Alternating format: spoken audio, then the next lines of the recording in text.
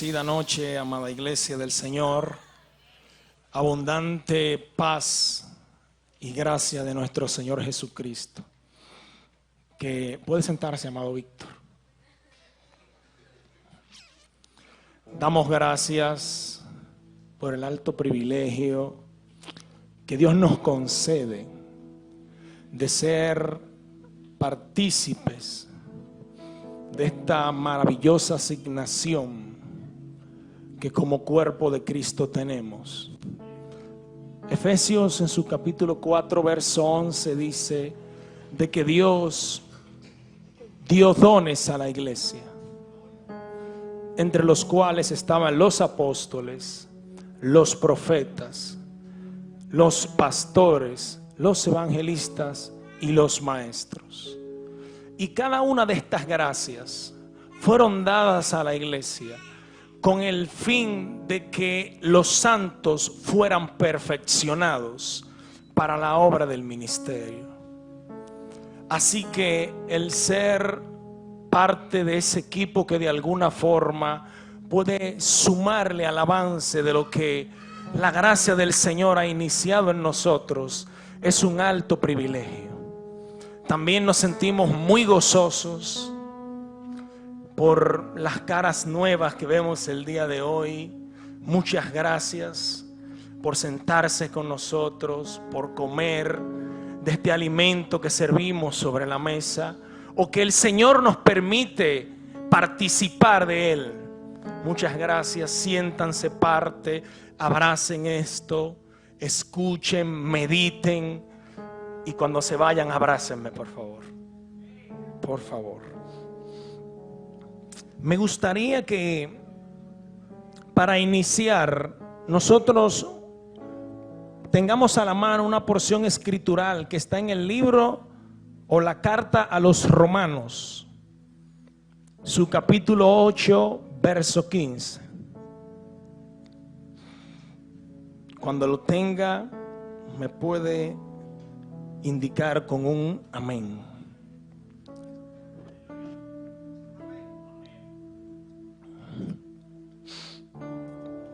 Leemos la palabra del Señor. Pues no habéis recibido el espíritu de esclavitud para estar otra vez en temor, sino que habéis recibido el espíritu de adopción, por el cual clamamos, Abba, Padre. Oremos. Padre, nos sentimos honrados, por lo cual damos gracias. Gracias por el privilegio que nos has concedido de poder esparcir esta semilla incorruptible en esta buena tierra. Pedimos de que nuestro entendimiento participe de todo este proceso de enseñanza, que podamos trazar de forma precisa la palabra de verdad, con el fin de que podamos seguir creciendo en la dirección que tú has prefijado para que andemos en ella. Permítenos, Padre, ser un canal de bendición. Amén. Mis amados, este trimestre creo que ya se ha hablado muchas veces de cuál es la temática a trabajar. Nosotros estamos trabajando en lo que es la afirmación del hombre interior. Y me gustaría hacer unas cuantas menciones en estos breves minutos que creo que nos podrían servir de mucho.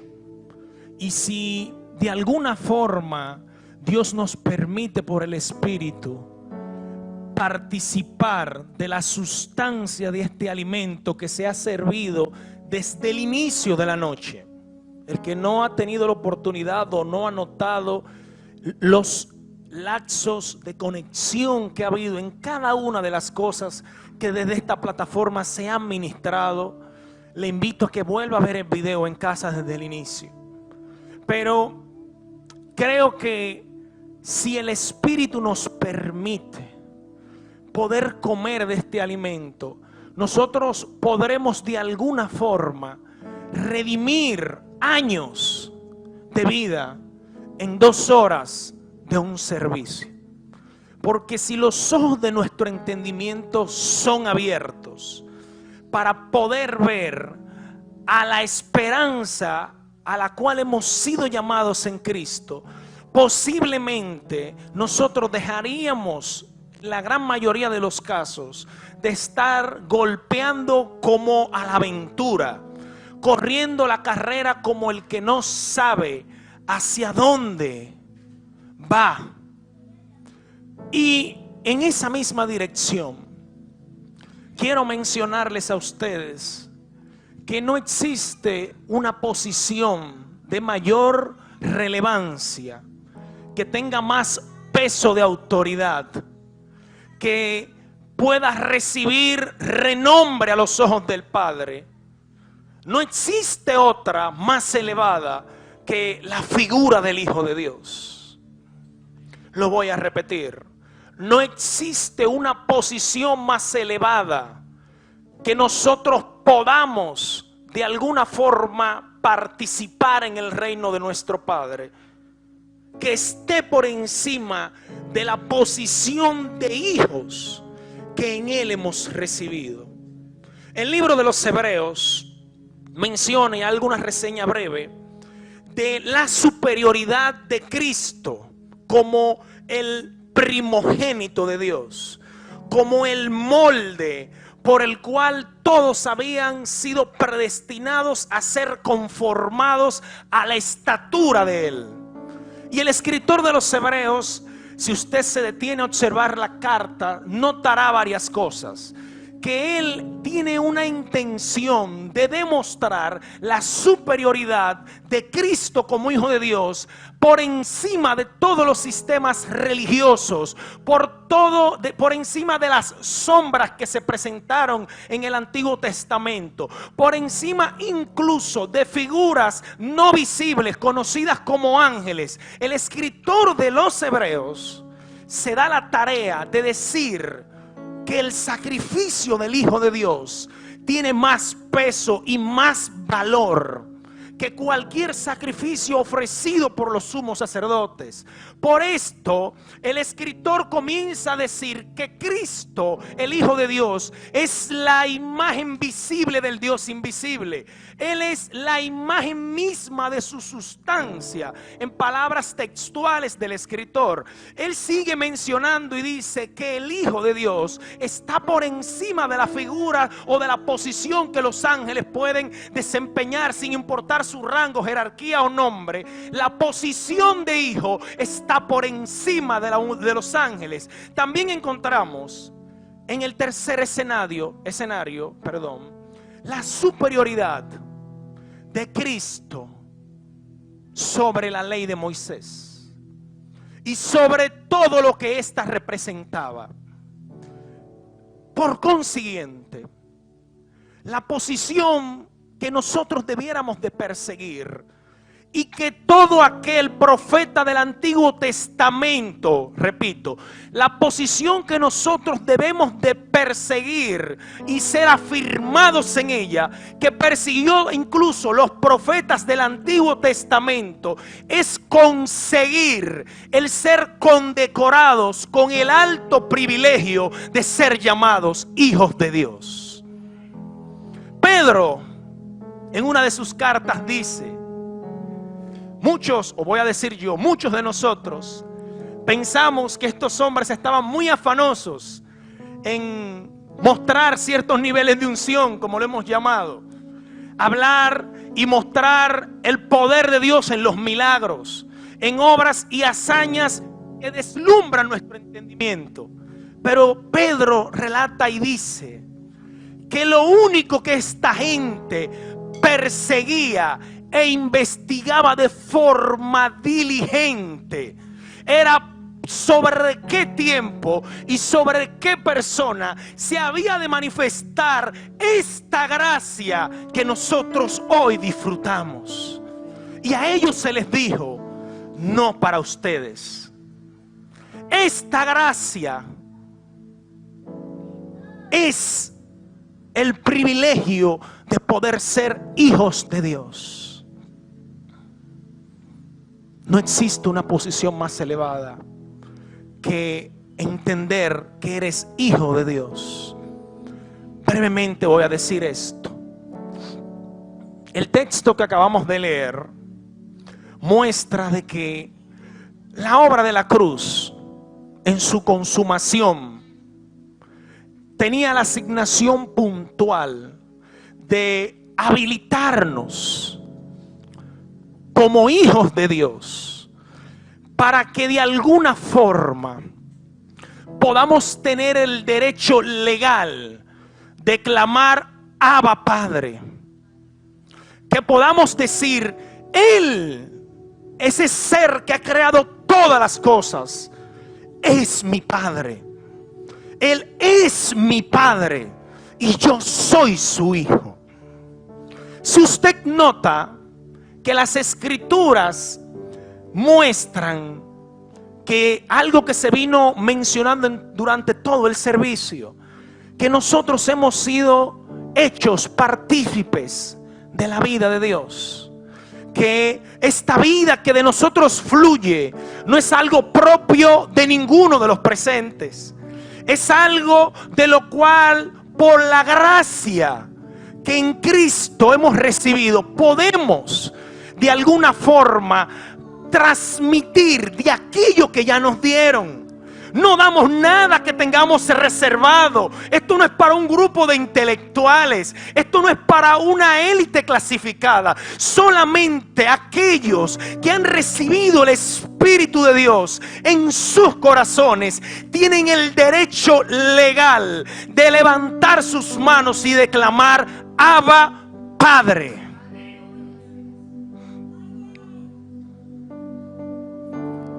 El libro de Juan en su capítulo 1 verso 18 dice lo siguiente: que a Dios no lo ha visto nadie jamás, pero el unigénito Hijo de Dios le ha dado a conocer. Al principio del servicio el hermano Rafael estuvo leyendo en el libro de Juan en su capítulo 12 verso 45 en adelante, y yo quiero textualizar puntualmente unas palabras que Jesús transmitió en una de sus alocuciones. Y Jesús dijo: un mandamiento he recibido de mi Padre, uno he recibido, y ese que yo he oído es el que hablo, y el mandamiento de mi Padre es que dé vida eterna a todos.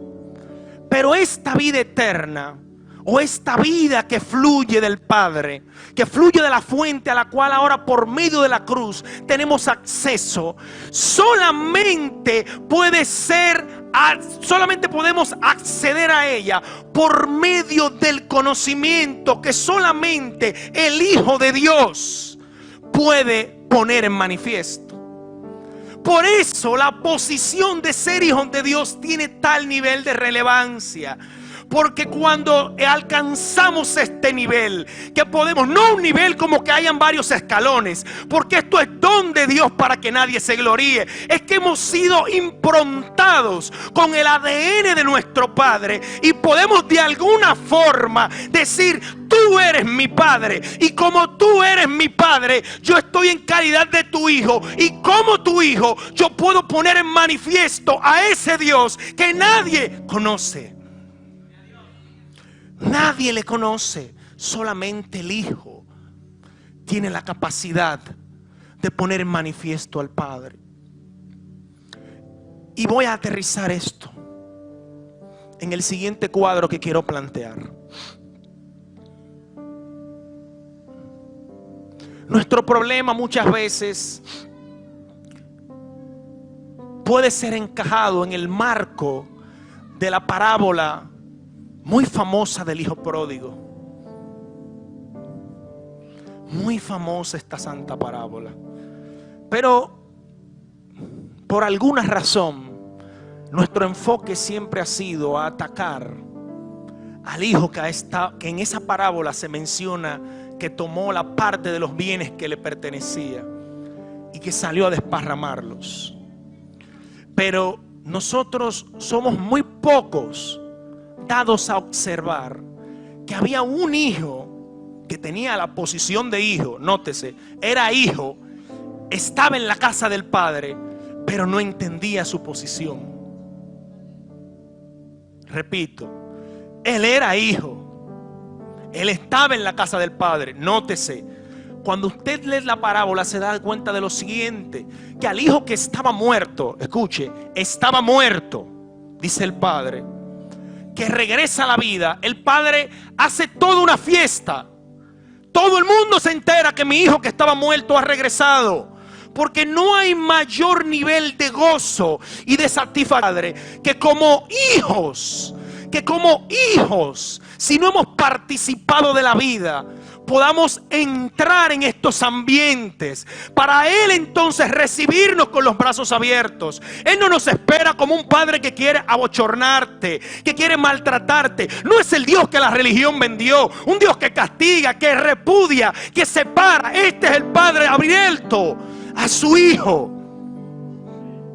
Mi hijo estaba muerto, tráiganme vestido nuevo, pónganle el anillo, manden a matar el mayor becerro, porque hay que celebrar y hacer fiesta.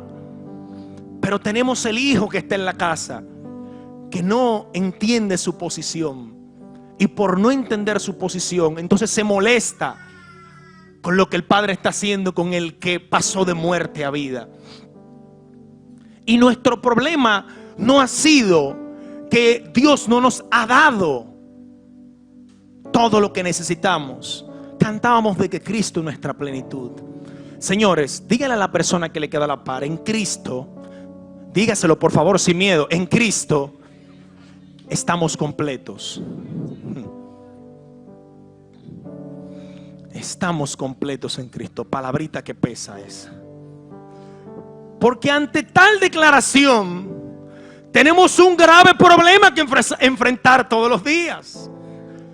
Porque aparentemente eso muchas veces, no en todos, pero sí en algunos, es solamente una declaración y no un hecho materializado.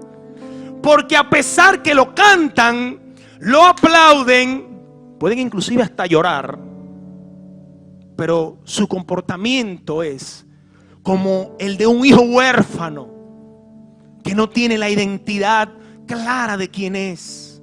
Repito, no hay una posición más elevada ante los ojos de nuestro Padre que ser condecorados con tal privilegio de ser llamados hijos de Dios.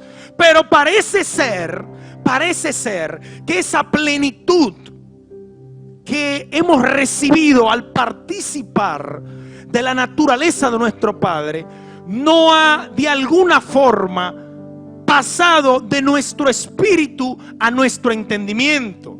Es ahí donde quiero aterrizarlo todo. Muchos de nosotros somos hijos de Dios.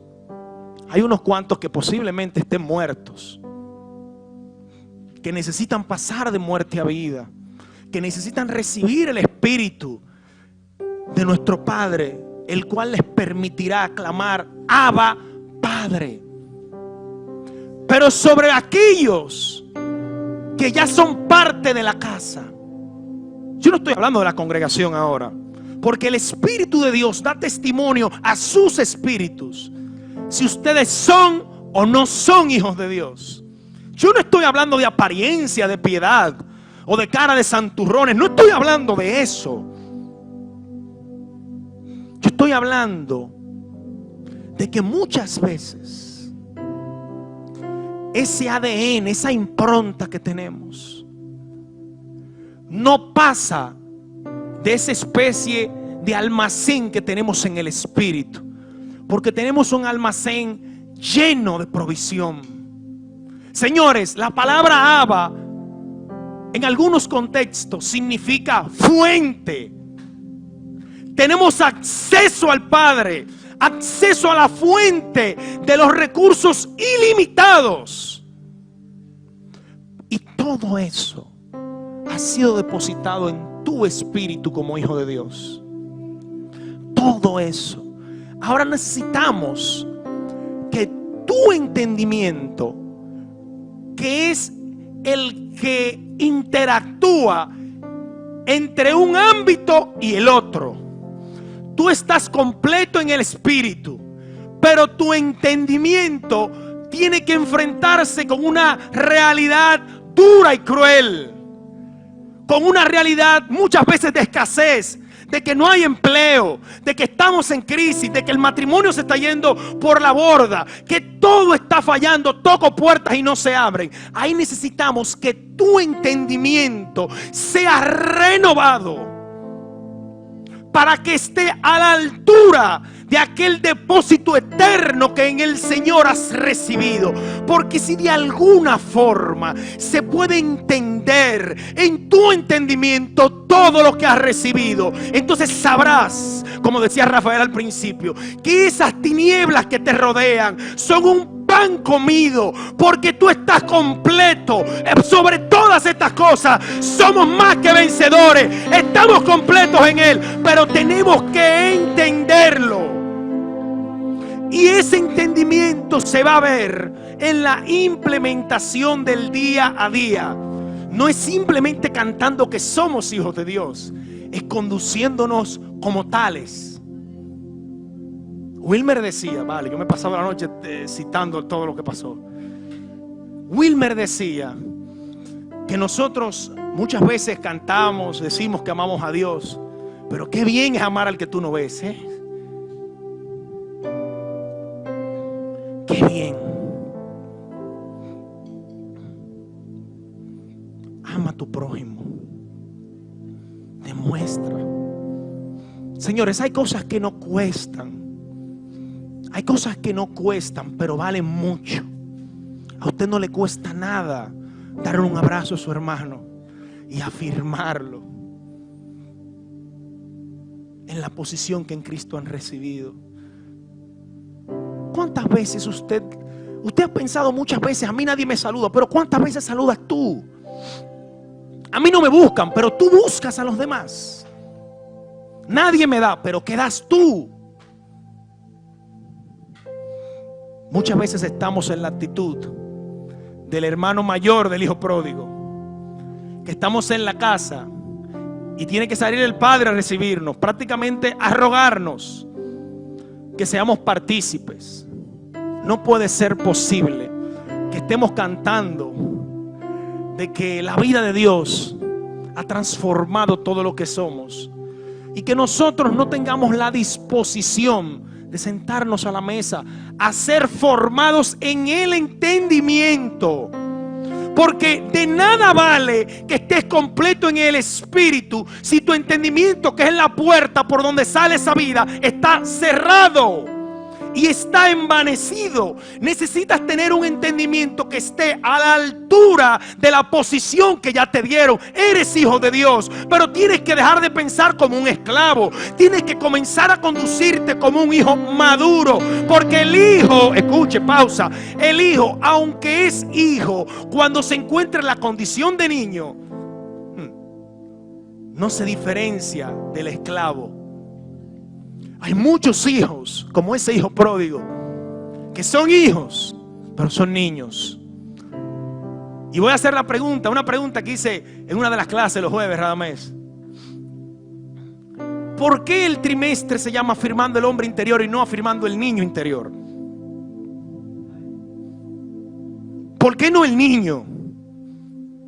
¿Por qué sí el hombre? En la casa del Padre, por posición, todos estamos completos. Pero nuestra descalificación viene por nuestra inmadurez, no por la posición. Y aterrizo esto, Dios mío. Mi hija Samantha, ella porta mi ADN. Ella, de alguna forma, bueno, se parece mucho a mí, eso no tenemos que discutirlo. Pero el que sabe, no te rías, Abraham, que la gente va a creer que no. Entonces, ¿qué pasa? Que Samantha es mi hija. Ella por posición le pertenece todo lo que es mío. Pero su condición de infante la inhabilita para que cuando ella me diga: papi, préstame la llave del vehículo. Pues te amo mucho, pero no estás a la estatura de administrar eso, aunque es tuyo por posición. ¿Cuántos niños en la fe muchas veces somos? Entonces nos molestamos por ver a los hijos prosperar. Dios no tiene hijos favoritos. Escuche, Dios no tiene hijos favoritos. Pero en esta gestión de transmitir la vida, que a ese es el negocio al que nos han llamado como hijos de Dios, solamente aquellos que por el uso de los sentidos han alcanzado madurez son los que pueden hacer uso de la palabra de justicia.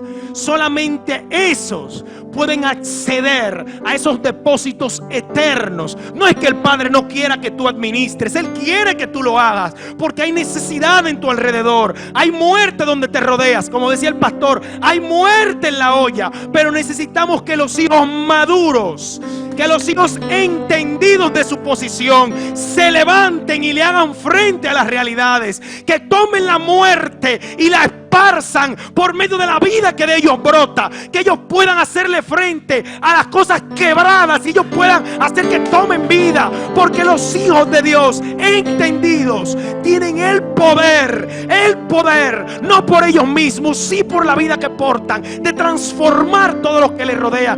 Todo lo que toques como hijo maduro prosperará. Pero Dios no promete que los hijos infantes prosperarán en sus caminos.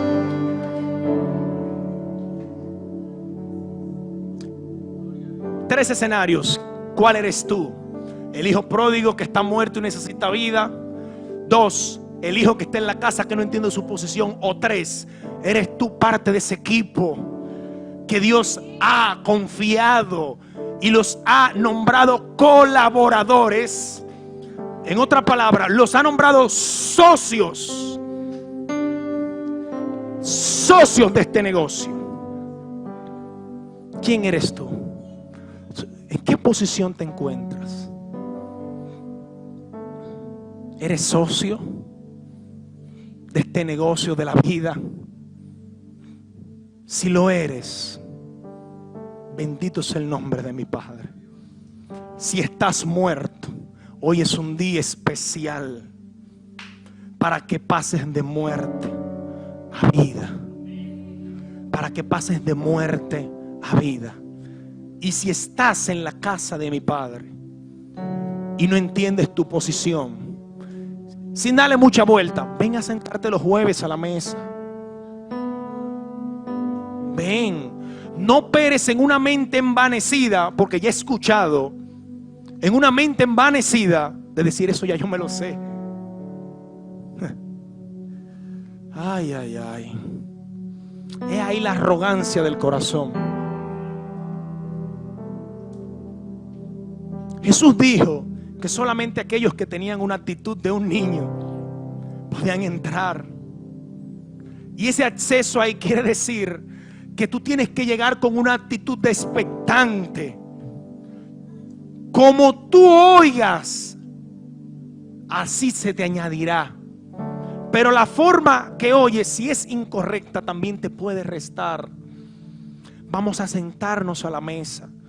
Vamos a trabajar en la renovación de nuestro entendimiento, porque estamos en una etapa de transición. Estamos en una etapa de transformación, de convertir lo que está muerto y darle vida, tomar las ruinas y reedificarlas. Estamos en una etapa gloriosa, pero Dios necesita que los colaboradores asuman este proyecto, porque hay recursos, escuchen, hay recursos de todo tipo, toda índole, a la disposición de este gran proyecto de vida que el Padre padre empezado, pero necesita encontrar socios.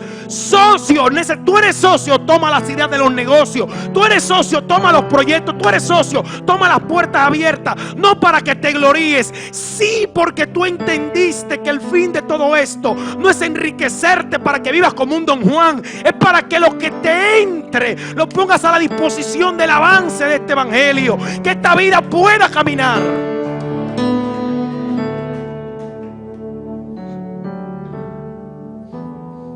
Y concluyo como empecé.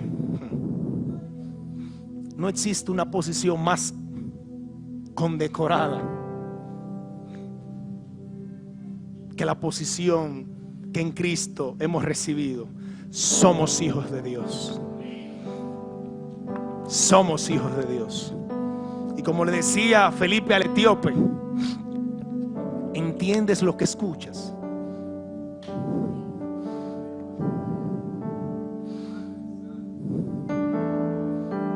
Voy a cambiar el término. Entendemos lo que estamos escuchando. Entendemos. Vamos a orar al Señor.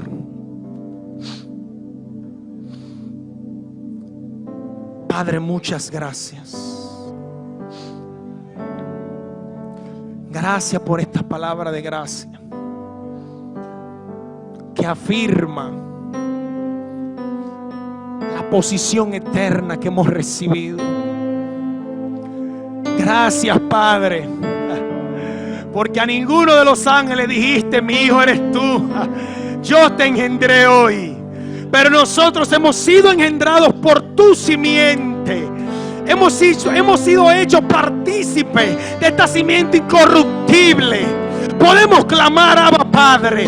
Podemos decir que tú nos amas. Podemos decir confiadamente que alcanzaremos la gracia y la misericordia ante nuestro oportuno socorro cuando nos acercamos al trono de la gracia. Porque no somos siervos en tu casa, no somos esclavos en tu casa. Somos tus hijos, miembros de tu familia. Somos tus hijos. Padre, gracias. Padre, gracias.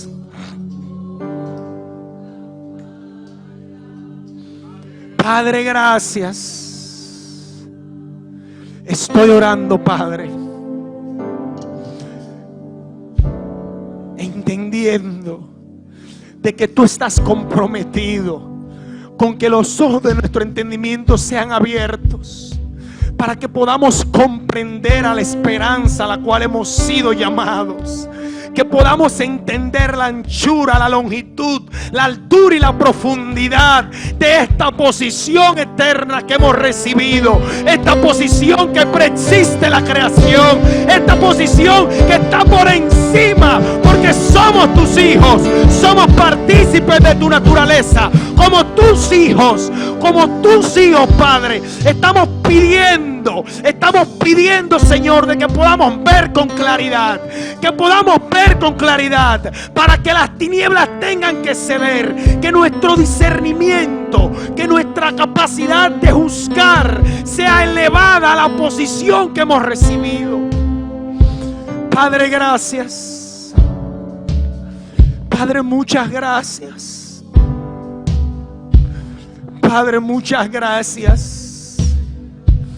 Padre, gracias, porque la operación de tu Espíritu en medio de los hijos sigue afirmando los corazones.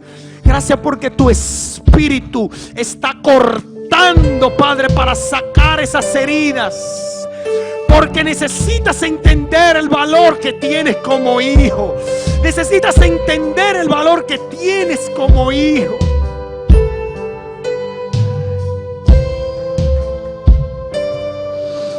Padre, gracias. Padre, gracias. Padre, muchas gracias.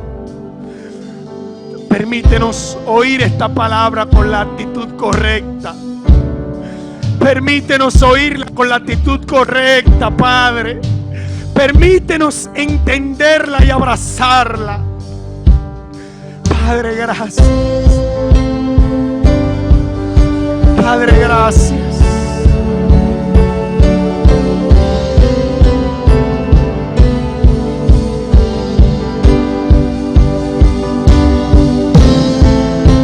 Gracias.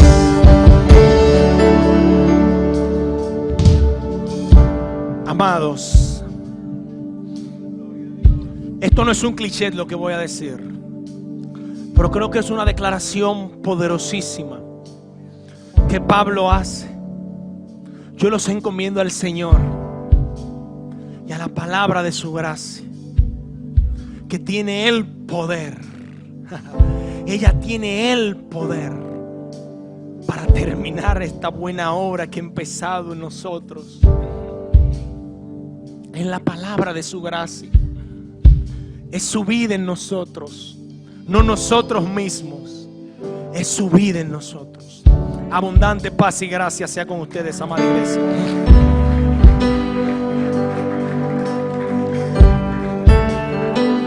Ayúdame.